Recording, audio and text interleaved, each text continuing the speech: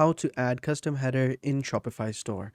Hi guys, welcome back to another video, and in this video I'm going to show you how you can add custom headers in your Shopify store. So having said that, let's just jump into the video. So there are basically two ways you can actually, customize your header. The first way is to download an application that can allow you to edit your website. So for me, in my case, I added this application called Gem Page. Now, what this would allow you to do is it would actually allow you to add a template into your store. So over here, as you can see, this is how it looks like. Let's go ahead and create one for us. So I've already installed it. You can just simply search for it within the, Shopify store. So right here, if you search for it in the App Store, you will find it over here called Gem Pages. You can even try Pagefly, but it depends on you. For me, I like this one better because there's free plan available. This is free to install, but they only give you one option and one time to actually go ahead and edit it. After that, it don't. These give you a free plan available, so you can go ahead and build it, customize it however much you want it. So that's why I like this one. So next, once you've installed it, you can go ahead and access it over here. So this is the latest template that I had actually added over here, as you can see, but we can skip that. So let's go ahead and create a new homepage. We're going to click on homepage. All right, this is the default template, and we're going to click on create new template right here.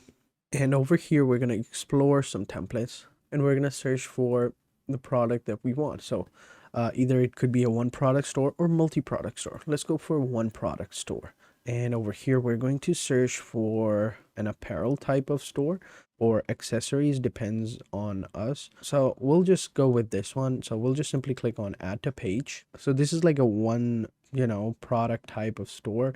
You're going to have your products over here. The reviews and all of that stuff are going to be over here.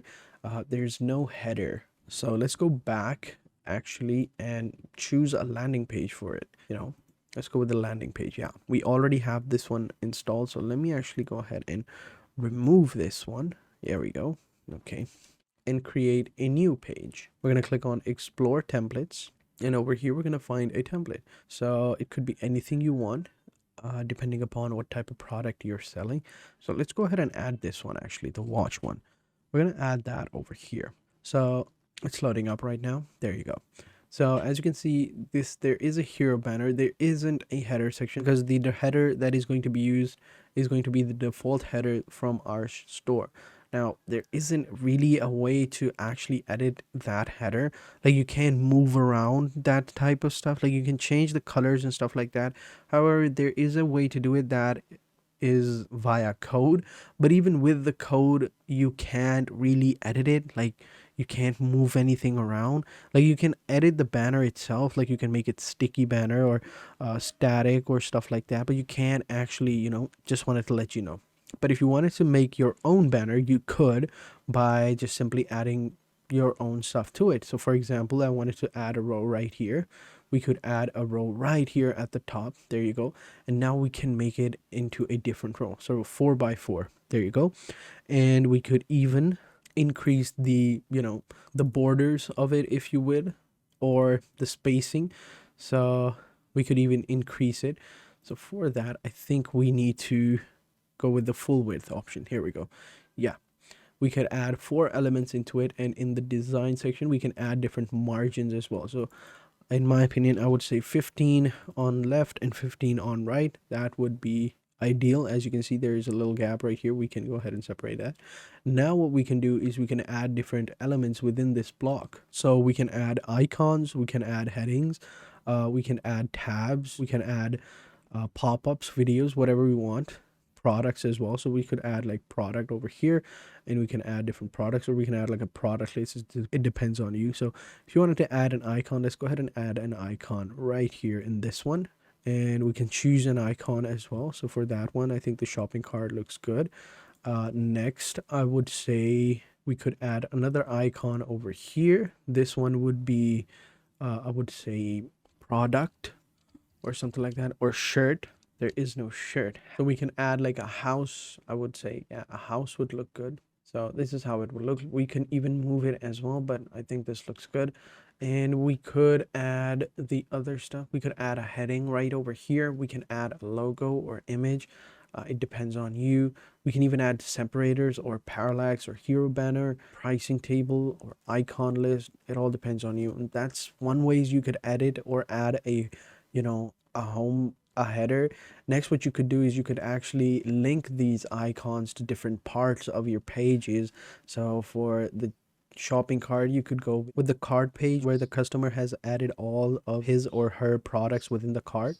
So we can link the shopping cart icon to the shopping cart page where people will have all of their products ready to go, and we can add elements to it as well. So this is one way you could edit it. So the other way is, let me actually save this. So the other way is to go into the online store right here, back at home, and editing your theme. So this is a copy of my theme. Well, actually, no. Let me actually duplicate my theme or code and click on the three dots right here and go to edit code. And over here, what you're going to do is you're going to come over here onto the in assets, right? It should be in the sections right here. Oh, sorry, it's right over here. Second last folder, assets. Let's go ahead and find that theme, if we can actually find that, or theme.js, and actually adding the code. So currently I don't have the file for some reason, but it should be around here somewhere. I don't know. But generally you add a section of code over here within header.liquid, right? You find this one and you add a code right around here. Where is it?